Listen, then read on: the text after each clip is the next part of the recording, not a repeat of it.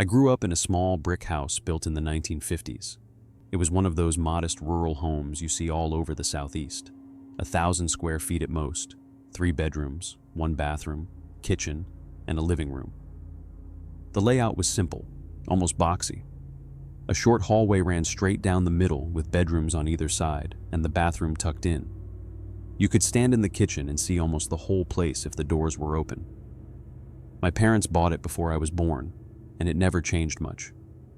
The paint got touched up, furniture moved around, but it always felt the same.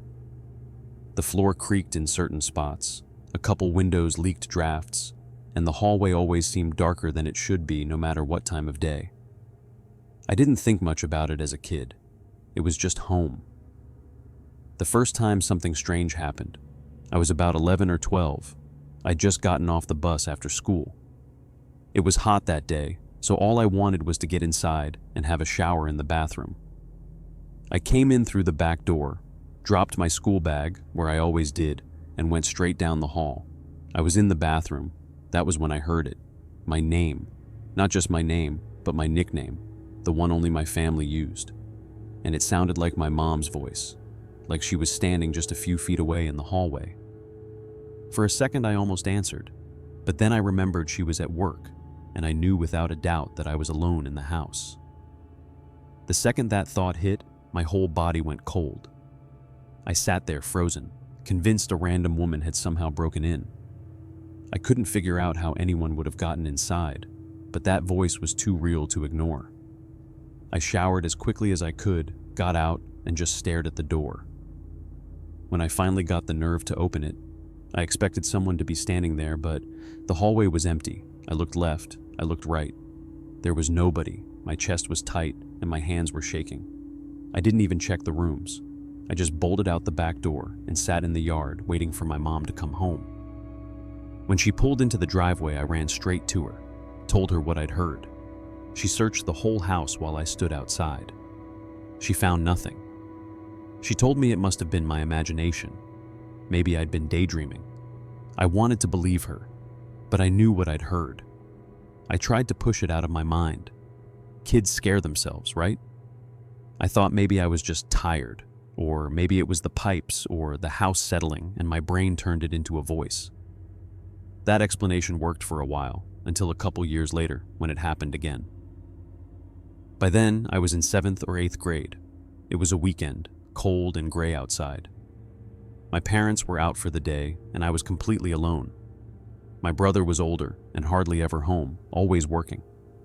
I sat at the kitchen table doing homework. The table faced the hallway, so the whole time I could see the shadowy line of doors leading to the bedrooms. I had my book spread out, pencil scratching across the paper.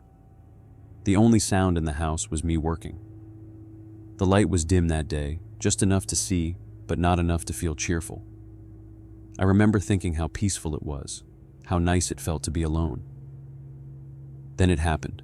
From the far end of the hallway, I heard it again. My nickname. It was the same exact voice. A woman's voice, almost like my mom, calling to me. It was so clear it cut through the silence like someone was standing 10 feet away. I froze instantly. My whole body knew what it was before my brain did. My stomach dropped, and I felt that same cold rush I remembered from before. I slowly turned my head toward the hallway. It was empty. I didn't even think twice this time. I stacked my books in one motion, grabbed my jacket, and walked out the back door without looking behind me. By the time I stepped into the yard, my eyes were stinging with tears. My heart was racing so fast it hurt. I went to the detached garage, climbed onto my dad's Red Riding mower, and just sat there. I kept my eyes locked on the back door of the house, waiting to see if it would open. I sat there for hours, shivering in the cold. Nobody came out. Of course nobody did. But that didn't calm me. If anything, it made it worse because I knew what I'd heard, and I knew nobody else was supposed to be there. When my parents finally got home, I ran to meet them before they were even out of the car. I told them everything, and they did the same thing as before. Searched the house, found nothing, told me I'd imagined it. I cried that night, not because I thought I was losing it, but because I knew I wasn't. The voice was real. and it had happened twice now in the exact same way. There was no convincing me otherwise. Life went on. I got older, moved out for a while, but eventually came back. My dad passed away several years ago, and now I live in the house again to help take care of my mom. She still says strange things sometimes, little comments that make my skin crawl. She'll be in the kitchen and tell me she heard my dad call her name from the living room. She'll get up, walk in, and find him sitting there watching TV, swearing he never said a word. Or worse, she'll hear him when he's not home at all. She laughs it off, says she must be hearing things, the same way she told me all those years ago. But when she tells me that, I feel sick because I know exactly what she's talking about. It's the same voice I heard as a kid, the one that knew my nickname, the one that called me twice when no one else was home. And whatever it is, it never left that house.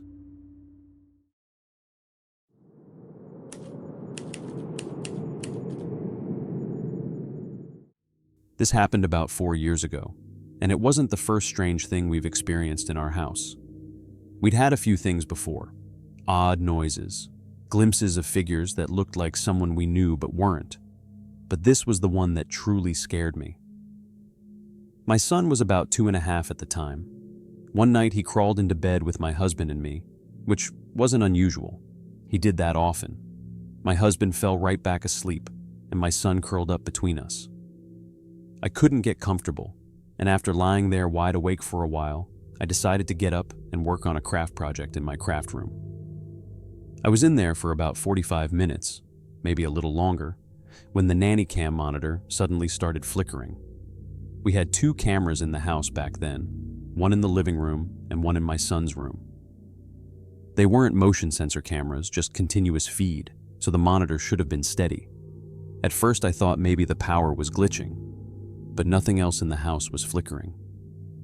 I got up and walked over to the monitor sitting on the side table. The second I picked it up, it let out this loud, shrieking noise, like a microphone getting hit with sudden feedback. It was sharp and high-pitched, so loud I flinched and dropped it face down on the table. The glow around the edges of the screen lit up the surface, but the flickering had stopped. I hesitated, then slowly picked it back up and turned it over. That's when I froze. On the screen, I saw my son. He was in the living room, standing completely still in the middle of the floor. He wasn't moving, wasn't playing, he wasn't even swaying. He looked like a statue. His body was rigid, his arms hanging by his sides, and he was staring directly at the wall.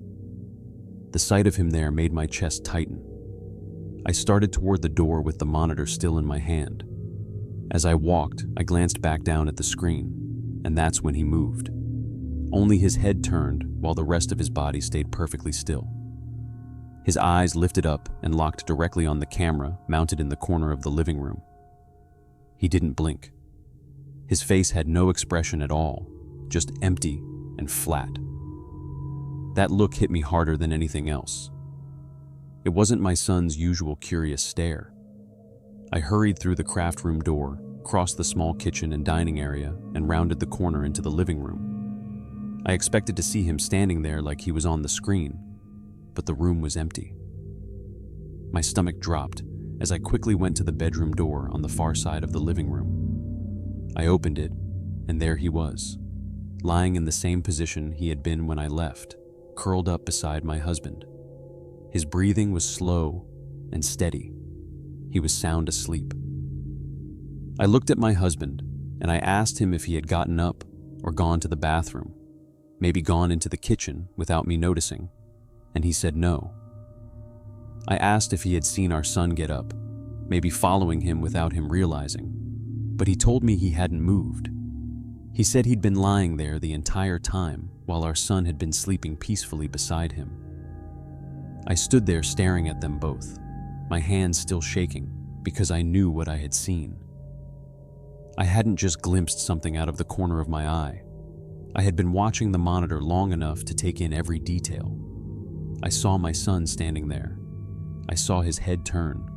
I saw his eyes find the camera. It wasn't quick. It wasn't fleeting, and it wasn't my imagination.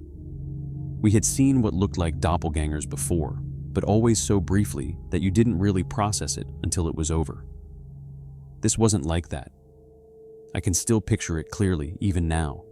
The way he stood frozen, the empty look on his face, the slow, unnatural movement of his head as it tilted up to meet the camera. For weeks after that, I couldn't look at the monitors the same way.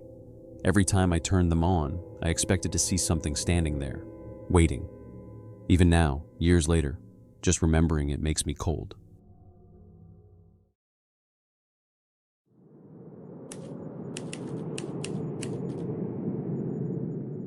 One of my closest friends growing up lived in a house that was without a doubt haunted.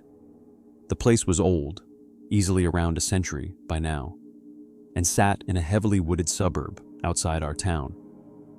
Every member of his family had experiences there. Several of our friends did too, and eventually I had my own. It's impossible to condense it into one story because there were so many accounts, but I'll share the ones I remember best. The first time it happened to me was back in high school. My parents had gone on vacation, so I stayed over at my friend's house for a few nights. Let's call him Paul. I slept in a sleeping bag on the floor of his room while he slept in his bed. One morning, I woke up to someone whispering directly in my ear. Not across the room, not faint, but right in my ear. "You need to leave. Now." It didn't sound threatening, more like a warning, but it startled me awake instantly. My first thought was that Paul was screwing with me. He did that kind of thing all the time. But when I turned my head to the right, he was completely knocked out in his bed. I said, "What?" out loud, expecting him to start laughing, but he didn't move. He was out cold. That's when I realized something that still gives me chills. I heard the whisper in my left ear. Paul was sleeping on my right side. Paul himself had plenty of experiences in that same room. He told me he suffered from constant sleep paralysis when they lived there. He'd wake up and see demons standing in his room. Sometimes the standing fan by his bed would transform into a demon during the paralysis. He'd jolt awake and knock the fan over, convinced something was in there with him. He also claimed he'd see a figure standing in his closet, whether half asleep or wide awake. Oddly enough, once his family eventually moved, his sleep paralysis nearly stopped. The upstairs floor of that house always had a strange feel. That's where Paul, his parents, and two of his sisters slept. It was cramped, shadowy, and had this constant heavy atmosphere. One of his sisters swore she saw a little boy in their bathroom. His mom once opened her own closet to find the same boy standing there, looking up at her, asking for his mom. Hearing that story freaked me out more than anything because it wasn't just the kids seeing things. Adults were too. Before my own experience, I honestly thought Paul exaggerated or made this stuff up. Most of our friends felt the same way, but after that whisper in my ear, I wasn't so quick to dismiss it. Still, part of me wondered if it was a dream, until other friends, people who didn't believe in any of this, had their own encounters. That's when it became clear it wasn't just in Paul's head. One friend was taking care of their dogs while Paul's family was away on their yearly trip. She showed up one evening, fed the dogs in the kitchen, and stood there in the quiet of the empty house. The kitchen led to the dining room, then the entryway, and finally, a small living room at the far end. While she was filling the bowls, she suddenly heard a scream come from that living room.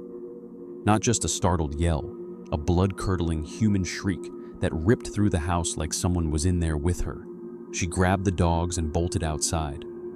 She checked every door and window, convinced someone had broken in, but the house was locked up tight. There was no one there. Shaken, she called Paul to tell him what happened, and his reaction summed up the house perfectly. He just laughed and said, "Yeah, stuff like that happens sometimes." That was it. No shock, no disbelief, no real concern. Just acceptance. Because for them, this was normal. They had lived with it for so long. The voices, the figures, the screams, that it didn't even shake them anymore. But for the rest of us, stepping into that house felt like stepping somewhere you weren't supposed to be.